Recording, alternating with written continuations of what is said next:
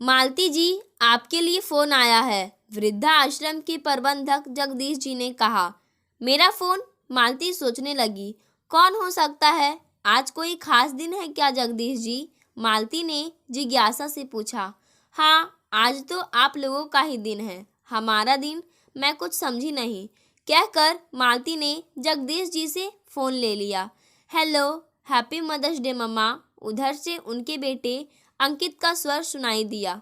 मालती जी एक पल को रिसीवर हाथ में पकड़े स्तब्ध खड़ी रही।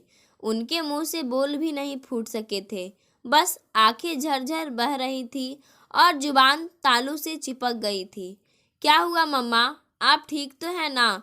मैं आश्रम वालों को हर माह पेमेंट भेज देता हूँ, आपको कोई भी परेशानी नहीं होगी। Okay, take care. उधर से इतना बोले और फोन कट गया। रिसीवर पकड़े हुए मालती के कुछ पल यूं ही निशब्द बीत गए। हो गई बात, जगदीश जी के कहने पर जी कहकर मालती ने फोन रख दिया और भारी कदमों से चलती हुई वह अपने कमरे में आ गई। क्या हुआ? क्या व्हाइट हाउस के डिनर का निमंत्रण था? सरला ने चुटकी वाले अंदाज में कहा। हाँ सरला, तो तेरे राम व लक्ष्मण ने तुम्हें नहीं बुलाया क्या? और बुलाएंगे भी क्यों? वो तो तेरे लिए फूलों का गुलदस्ता लाएंगे, घर से पकवान बनवा कर लाएंगे। मालती ने भी सरला को छेड़ने वाले अंदाज में कहा और दोनों ही हंसने लगी। मालती और सरला दोनों आश्रम में रहती थी और एक दूसरे की अभिन्न मित्र बन गई थी और दोनों एक ही कमरे में रहती थी। मालती 5 वर्षों से इस वृद्धा आश्रम में रह रही थी। जब अंकित अमेरिका जा रहा था तब उसने मालती को इस आश्रम में पहुंचा दिया था, यह कहकर कि माँ, तुम अकेली कहाँ रहोगी, इस आश्रम में तुम्हारे सरीखे बहुत लोग हैं, मन भी लगा रहेगा और उचित अवसर मिलते ही मैं तुम्हें ले जाऊंगा। और फिर वह अपनी पत्नी तथा दोनों बच्चों को लेकर अमेरिका चला गया। तब से मालती उस उचित अवसर की प्रतीक्षा कर रही थी जो शायद कभी नहीं आने वाला था। कुछ यही हाल सरला का भी था। वह दबंग किस्म की मुंहफट स्त्री थी। बिना सोचे समझे किसी से कुछ भी कह देना उसकी आदत में शामिल था। वह 2 बेटों की माँ थी। दोनों बेटे माँ की आंखों के तारे थे।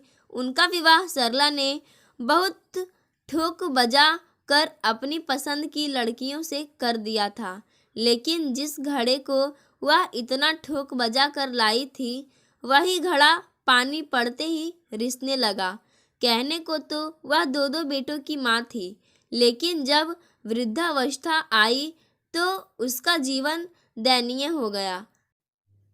घर के जिस आंगन में दोनों बेटों की किलकारियां गूंजती थी, हंसी के फव्वारे छूटते थे, वही विवाह के कुछ ही वर्षों बाद घर के 2 टुकड़े करवाकर अलग अलग रह रहे थे। वह ये सब देखकर अवाक थी। किसके साथ वह रहे, दोनों ही तो उसके अपने थे, किंतु वह केवल यह सोच ही सकती थी। किसी बेटे ने यह नहीं कहा, माँ तुम मेरे साथ रहोगी। वह जानती थी कि बेटे अपनी अपनी पत्नियों के अधीन थे और वे वही करेंगे जो उनकी पत्नियां कहेंगी। वह मौन होकर सब कुछ अपने कमरे से देखती थी, किंतु कुछ भी कहने की स्थिति में नहीं होती थी।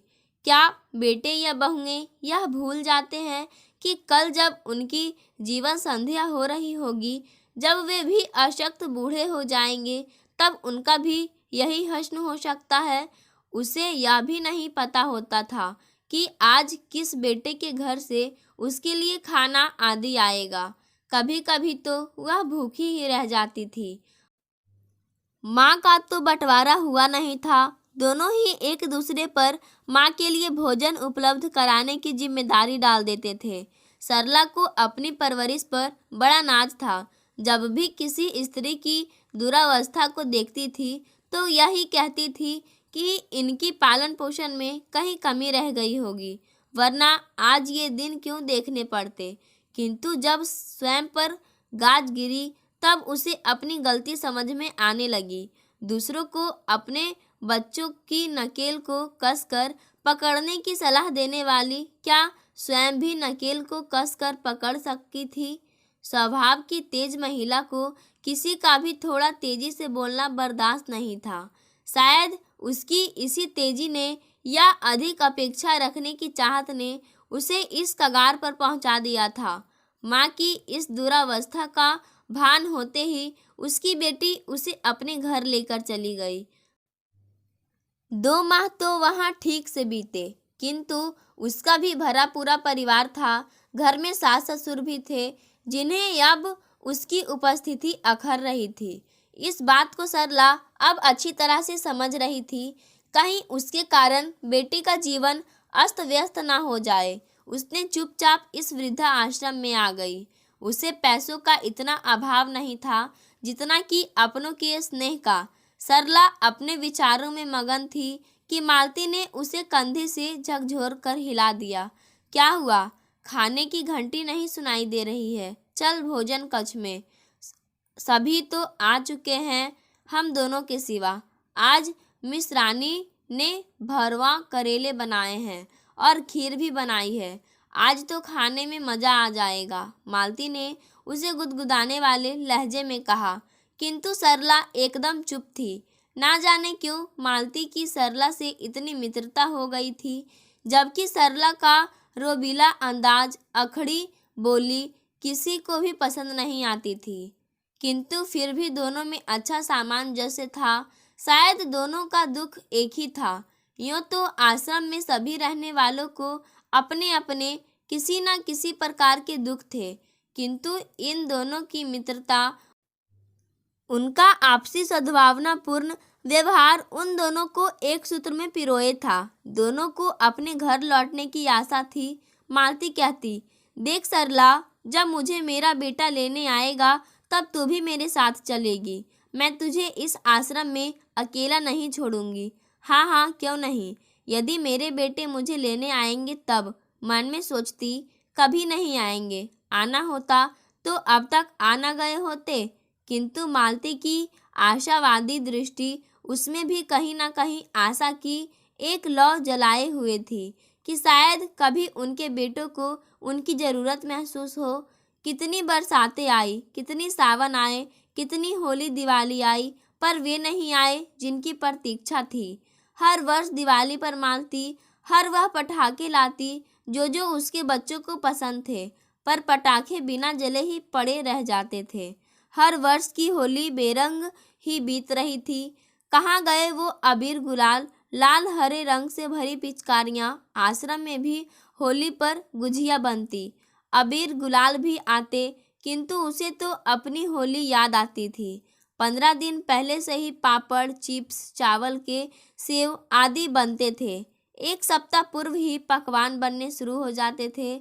मठरियाँ, काजू वाली दाल मोठ, तिल पूरी, गुझिया, दही बड़े और भी ना जाने क्या क्या। लोग आते थे, उसके बनाए पकवानों को खाकर तारीफें करते थे और उसको लगता था कि उसकी मेहनत सफल हो गई है।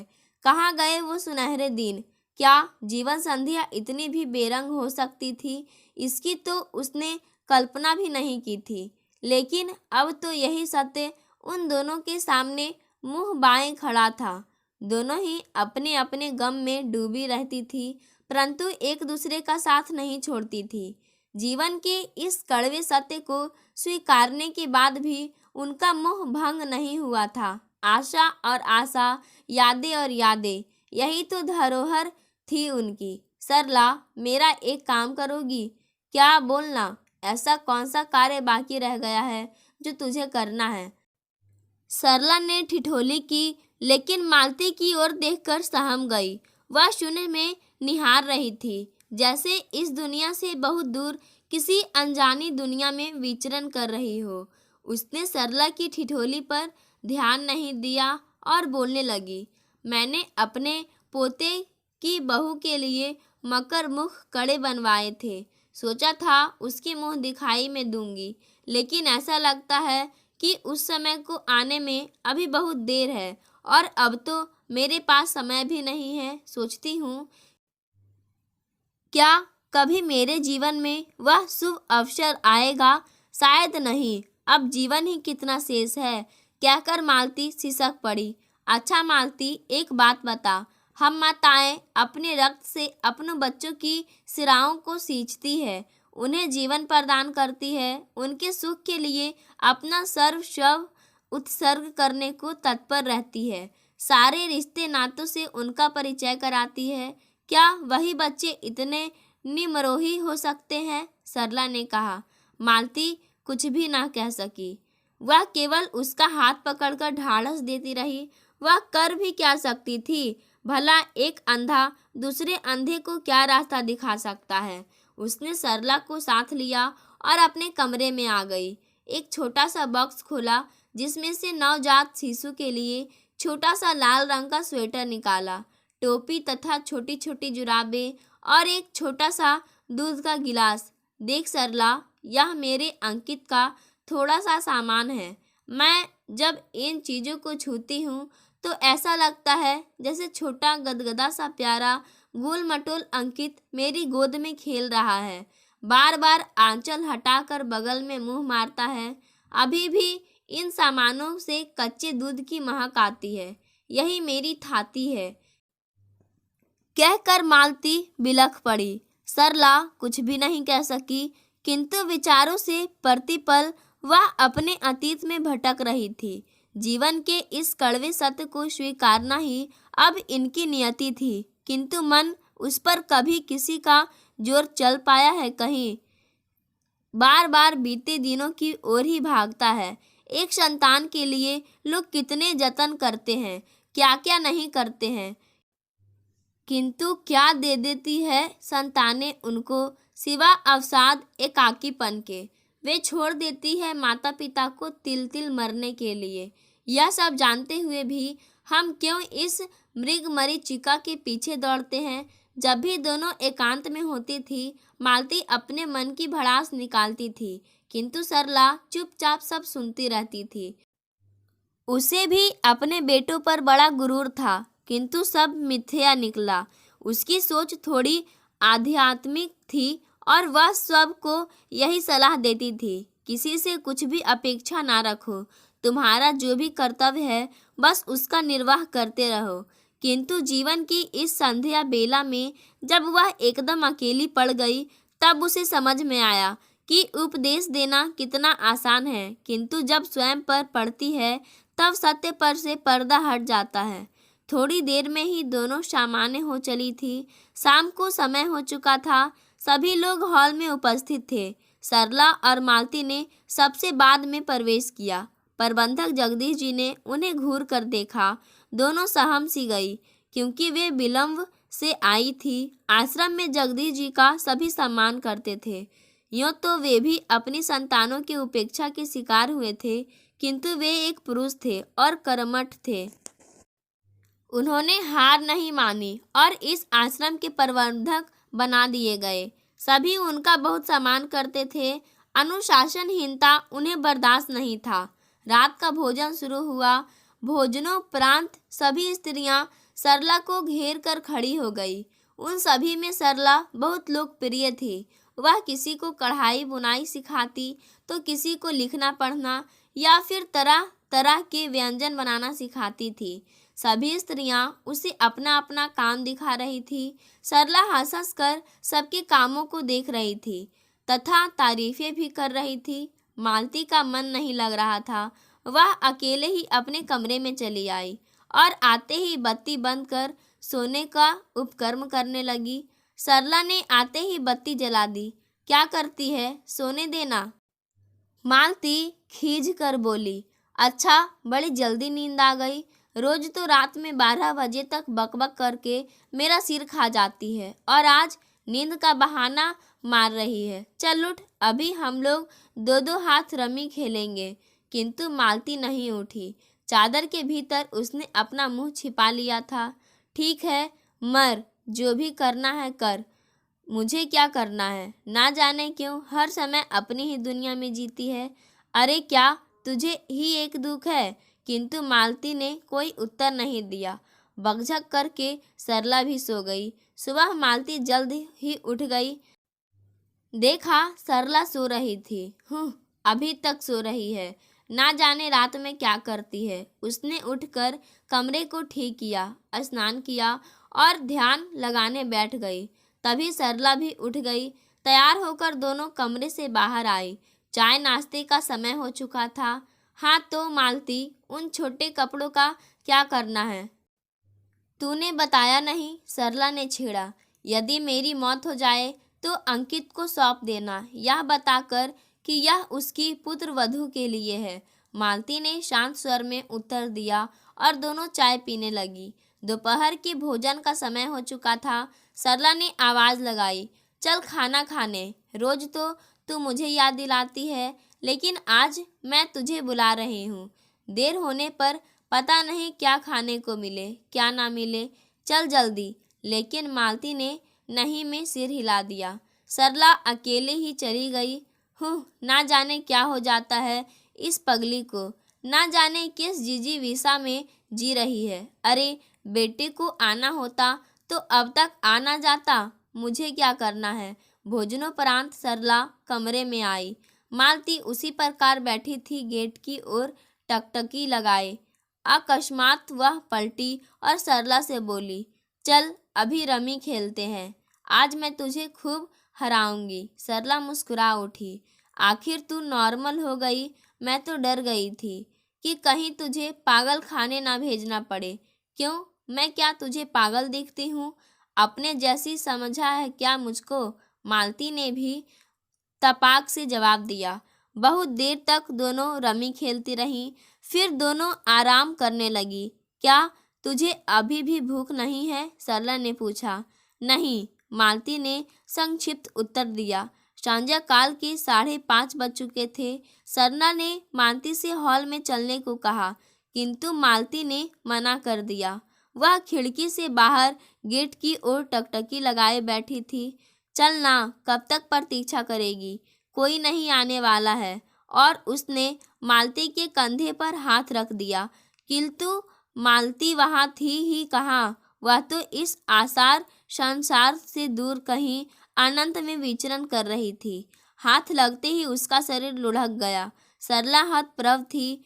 सभी आश्रमवासी कमरे में घुस गए। जगदीश जी ने तत्काल अंकित को फोन मिलाकर उसे यह शोक संदेश दे दिया। एक क्षण तो निस्तब्धता रही। फिर अंकित का स्वर आया, दाह संस्कार कर दीजिए, इतनी शीघ्र आना संभव नहीं है। जो भी व्यय हो मुझे सूचित कर दीजिएगा। और फोन बंद हो गया। जगदीश जी आश्चर्यचकित थे। कैसे कैसे बच्चे होते हैं, क्या उन्हें माँ बाप का दर्द महसूस नहीं होता है? लेकिन वे तो प्रबंधक थे, अभी बहुत कुछ प्रबंध करना था उन्हें। रात्रि के पहले ही मालती का पार्थिव शरीर अग्नि को समर्पित हो चुका था। मृत शरीर को किस लिए रोका जाता है? रात्रि का तीसरा प्रहर बीत रहा था। सरला विहल हो रही थी। आंसू थे कि थमते ही नहीं थे। इतनी अंतरंग सखी जो चली गई थी, अब वह अकेली पड़ गई थी। दूसरे दिन उसने मालती का बॉक्स खोला, अंकित के बचपन के कपड़ों का एक पार्सल बनाया और जगदीश जी को देकर बोली, यह अंकित को भेज दीजिएगा। फिर वह आश्रम का काम करने वाली बाई को बुलाकर बोली, ये कड़े तुम अपनी बहू को दे देना। अब वह निश्चिंत होकर अपने कमरे में आ गई। मालती, तुम्हारा बचा काम मैंने कर दिया, किंतु थोड़ा अलग तरीके से। देख, नाराज ना होना। और फिर स्वयं से हंसकर कहने लगी, मैंने कभी कोई गलत काम नहीं किया है। दोपहर के भोजन के लिए वह कमरे से बाहर नहीं आई।